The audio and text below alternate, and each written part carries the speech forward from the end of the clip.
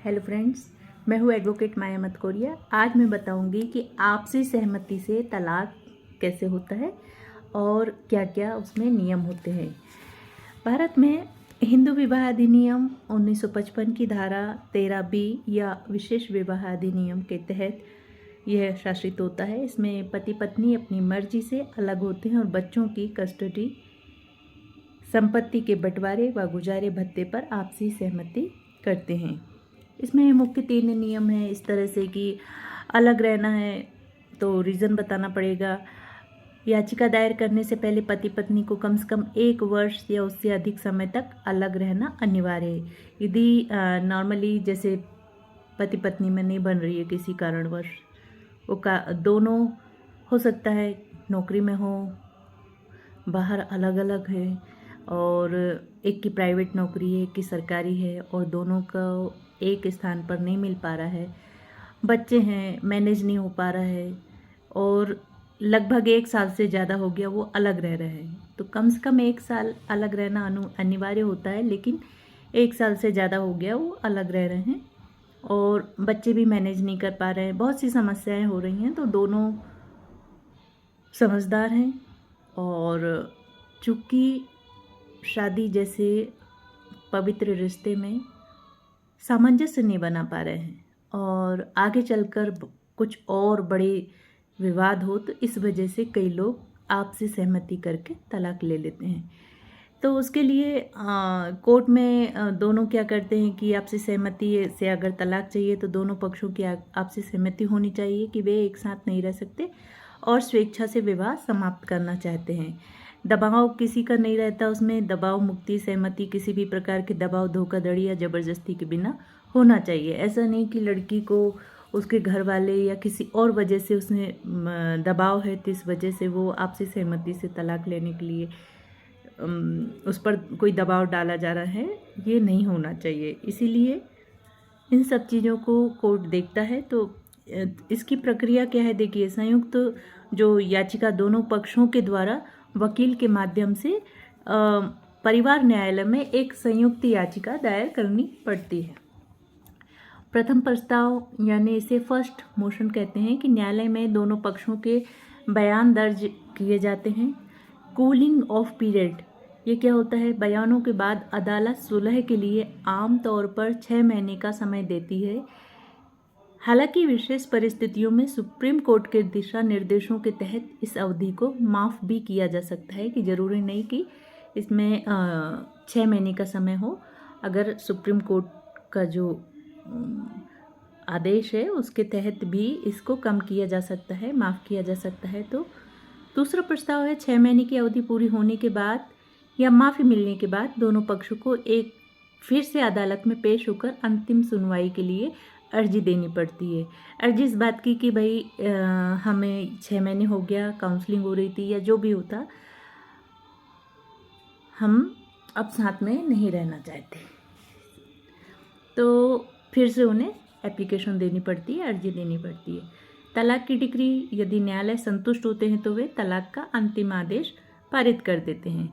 अब इसमें आवश्यक दस्तावेज क्या क्या होता है? प्रक्रिया के लिए शादी का प्रमाण पत्र, पति पत्नी के पते का प्रमाण पत्र, आय और संपत्ति का विवरण, शादी की तस्वीरें और पिछले 3 वर्षों का आयकर विवरण आदि की आवश्यकता होती है। यदि पत्नी नहीं कर रही है नौकरी और तो भी उसको देना पड़ेगा कि भाई वो क्या कर रही है। आपसी सहमति से तलाक होना अलग रीज़न हो सकता है। अब कई केसों में आपसी सहमति से तलाक तो हो जाता है, बहुत से रीज़न होते हैं, लेकिन यदि पत्नी नहीं कुछ कर रही है तो वो भी उसको भी देना पड़ेगा कि भाई क्या कर रही है, क्या नहीं कर रही है, उसकी इनकम क्या है। और पति तो ऑलरेडी कर ही रहा होता है, या प्राइवेट या सरकारी जो भी कर रहा होता है, तो उसका तो आय प्रमाण पत्र देगा ही देगा। अब इसमें बहुत सारे व्यवहारिक पहलू हैं, जैसे स्थायी गुजारा भत्ता। पति पत्नी आपसी सहमति से तय करती हैं कि एक पक्ष दूसरे को कितनी रकम देगा।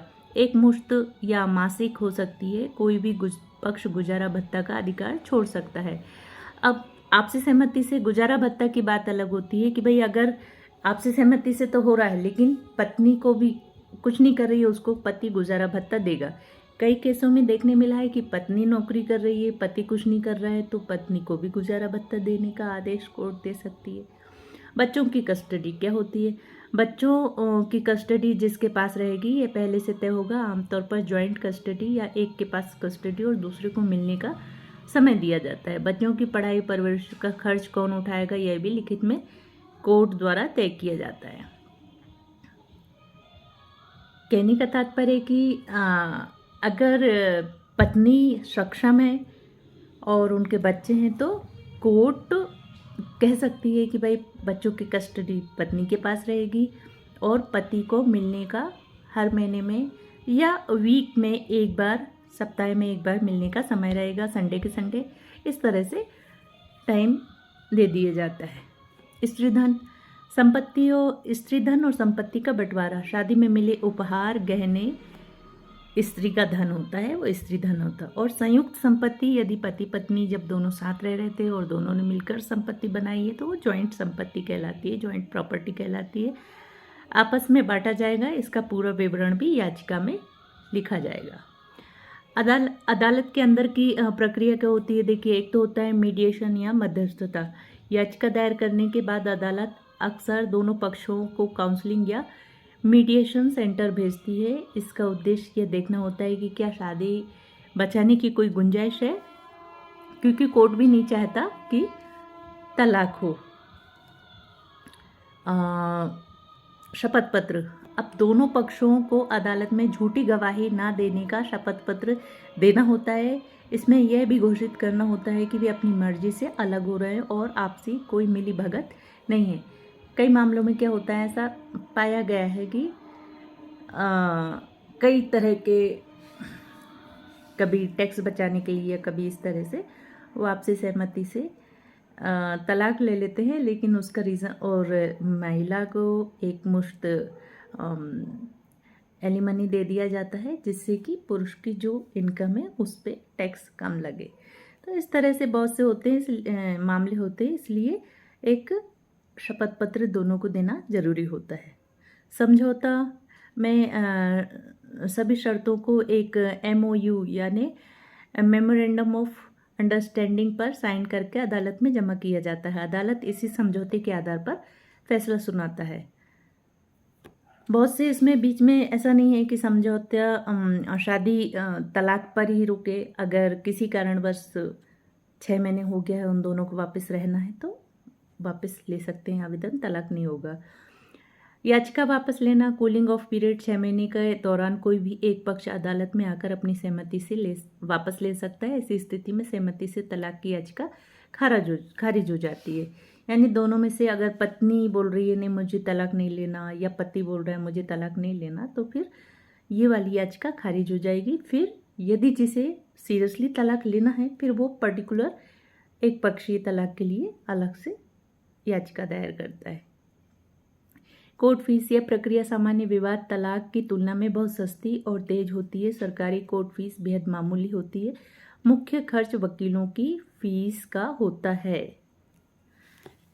देखिए, आपसी सहमति से यदि तलाक ले रहे हैं तो ये सारे नियम हैं, मैंने बता दिए कि किस तरह से होता है। और नॉर्मली क्या होता है, जब आपसी सहमति से याचिका दायर करते हैं फैमिली कोर्ट में, तो सरकारी वकील के द्वारा ही। अधिकतर लोग प्राइवेट वकील नहीं करते, सरकारी वकील ही उनका केस की सुनवाई कर लेता है और उनके तरफ से सारी चीज़ें बता देता है मजिस्ट्रेट में। फैमिली कोर्ट में मजिस्ट्रेट के सामने सारी चीज़ें रखते हैं। और यदि किसी को प्राइवेट वकील करना है तो वो भी कर सकता है। इसमें एक चीज़ है, आपसी सहमति, अगर आपसी सहमति से तलाक लेने के लिए कोर्ट में याचिका दायर की है और दोनों में से किसी एक पक्ष का मन बदल गया है तो वो फिर याचिका वापस ले सकता है। यदि तो एक का नहीं बदला, एक का बदल गया है तो फिर एक की तरफ से माना जाएगा, वो फिर अलग से लगाएगा। और यदि दोनों का मन बदल गया है तो दोनों केस वापस ले सकते हैं। अल्टीमेटली ये कि हमारे समाज में खासकर हिंदू विवाह अधिनियम की धारा 13B आपसी सहमति से तलाक का है। और सभी सामाजिक वर्गों में ये है कि शादी को एक पवित्र बंधन माना गया है। तो कोशिश ये रहती है कि पति पत्नी का किसी भी तरह तलाक ना हो, क्योंकि तलाक में दो शख्सों का नहीं, उनके बच्चों का, दोनों के परिवारों का बहुत बड़ा एक मनमुटाव जीवन भर के लिए हो जाता है। तो तलाक ना लें ये बेहतर है। इसलिए कोर्ट 6 महीने का जो कूलिंग पीरियड रहता है उसके लिए टाइम दिया जाता है। और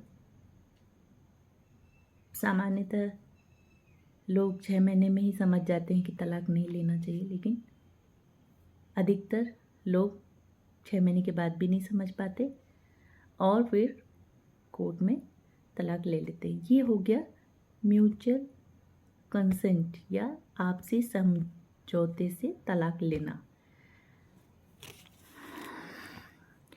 हमारा समाज बहुत ही कठिन परिस्थितियों में अपना जीवन यापन करता है और ऐसी स्थिति में तलाक तक बात पहुंचना बहुत ही गंभीर बात होती है।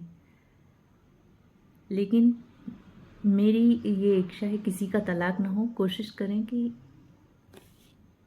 शादी को बचाएं।